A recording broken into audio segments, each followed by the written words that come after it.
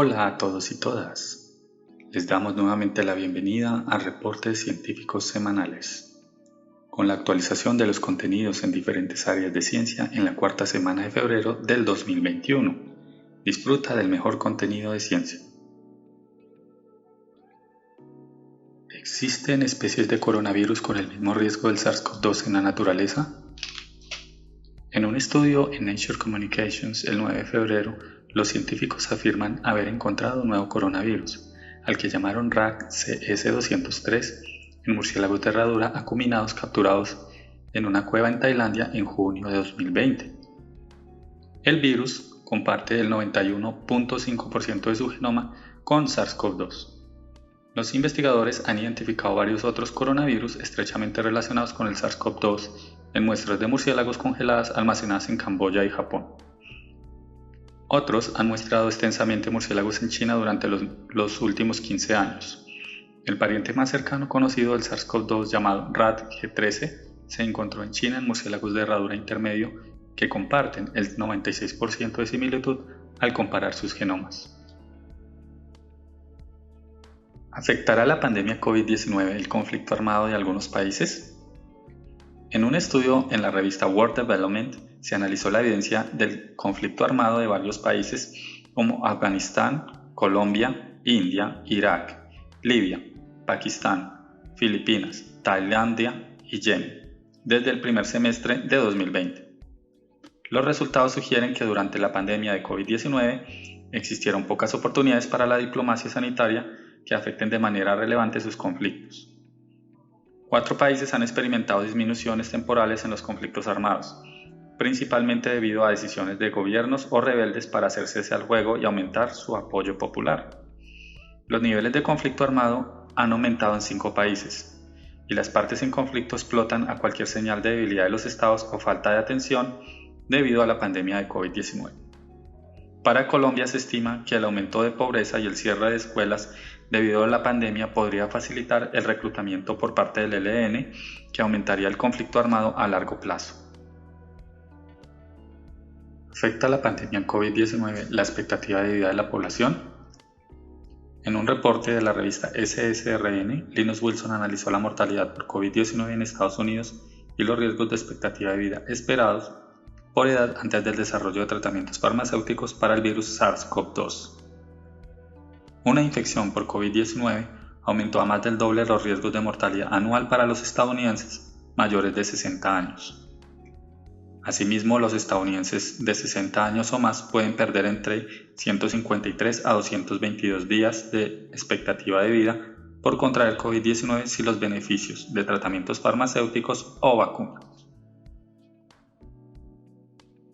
¿Existen candidatos a vacunas para COVID-19 basadas en proteínas recombinantes? En un reporte de la revista The Lancet, Richmond y colaboradores presentan un candidato vacunal llamado SCB-2019, que comprende un trímero de la proteína espiga S y corresponde a la forma trimérica de la proteína S en su configuración natural, en 2 formulaciones con adyuvante, que son estables cuando se almacenan entre 2 y 8 grados centígrados. Esto facilita enormemente su distribución y uso.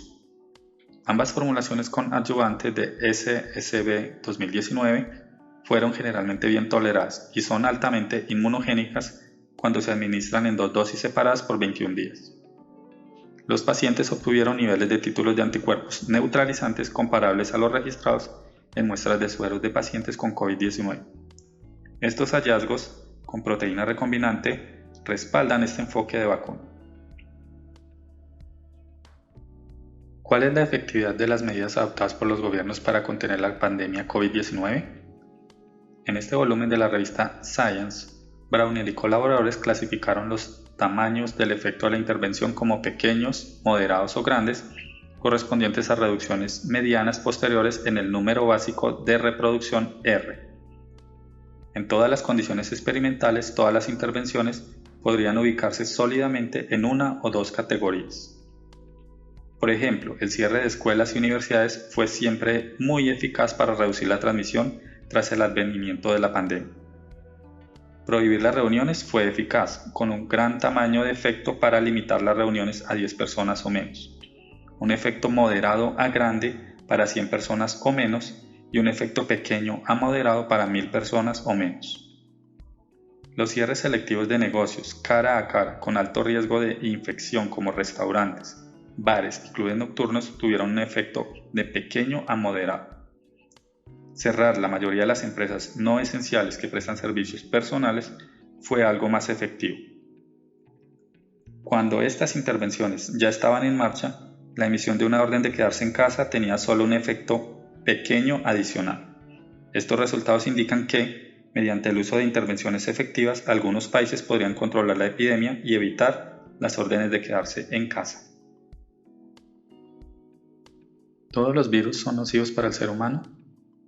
Un equipo de biólogos del Instituto Wellcome Sanger, el Instituto Europeo de Bioinformática y la Universidad de los Andes ha identificado 142.809 especies de bacteriófagos, que son virus que infectan y se replican en bacterias y viven en el intestino humano. En el estudio publicado en la revista Cell presentan una base de datos que permitirá acceder a genomas de fagos y será un recurso invaluable para quienes estudian los bacteriófagos y estudian el papel que desempeñan en la regulación de la salud tanto de nuestras bacterias intestinales como de nosotros mismos. Estos resultados permitirán comprender mejor, además, el papel de estos virus en nuestro microbioma intestinal, incluido el descubrimiento de nuevos tratamientos basados en tecnología de bacteriófagos. ¿Cómo funcionan los ribosomas en las mitocondrias humanas? En este volumen de la revista Science, Ito y colaboradores presentaron que los ribosomas mitocondriales o mitorribosomas están anclados a la membrana interna mitocondrial para facilitar la inserción de proteínas sintetizadas codificadas por el genoma mitocondrial. Un mecanismo de apertura del túnel de salida permite la entrada de proteínas y la conexión con la insertasa de membrana. Las posiciones relativas muestran, basadas en datos estructurales, un mitorribosoma humano intacto, en complejo con la insertasa. El mecanismo se basa en el plegamiento de ML45 dentro del túnel de salida, formando dos sitios de constricción específicos que limitarán la formación de la hélice de la cadena naciente de la proteína. Se forma un espacio entre la salida y la membrana, lo que hace accesibles las proteínas recién sintetizadas. ¿Tiene el metabolismo bacteriano alguna relación con la resistencia a los antibióticos? En este volumen de la revista Science, James Collins y colaboradores secuenciaron y analizaron cepas de Escherichia coli adaptadas a 3 antibióticos representativos en estados metabólicos cada vez más elevados.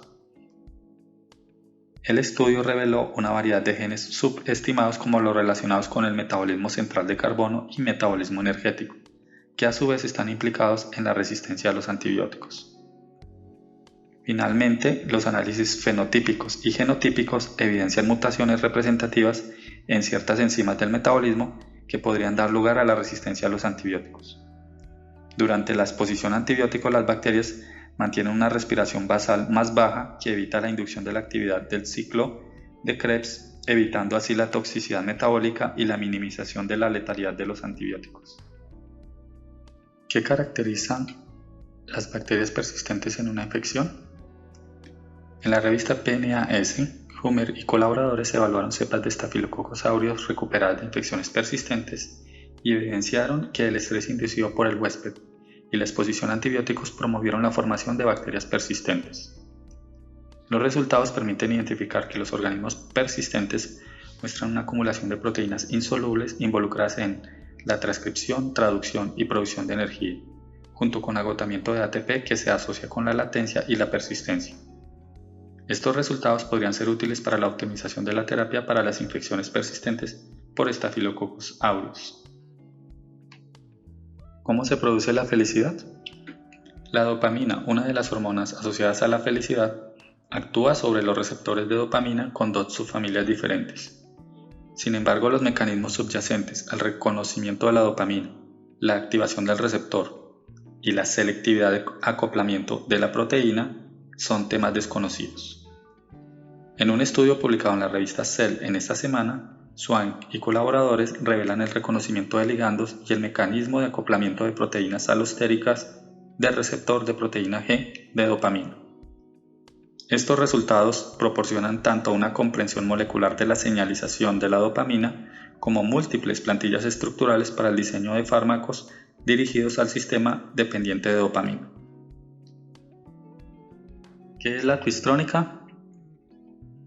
El descubrimiento de la superconductividad en el grafeno bicapa retorcido despertó el interés en las propiedades electrónicas de las redes cristalinas 2D distorsionadas de manera similar. La estructura retorcida se crea girando ligeramente dos redes de cristales en grafeno bicapa, pero las redes resultantes deben tomarse en imágenes a nivel atómico para comprender sus propiedades. En el número de esta semana de la revista Nature, Ado Jorio y sus colegas obtuvieron imágenes de grafeno bicapa retorcido reconstruido para sondear los modos vibratorios de la red. La técnica reveló la localización de algunos modos vibratorios y permitió al equipo estudiar cómo estos influyen en las propiedades electrónicas. Los investigadores señalan que los resultados son un paso hacia la comprensión de los efectos relacionados con los fonones y podrían ayudar al desarrollo de la twistrónica. Te estaremos actualizando en nuestro próximo video. Comparte y suscríbete a nuestro canal.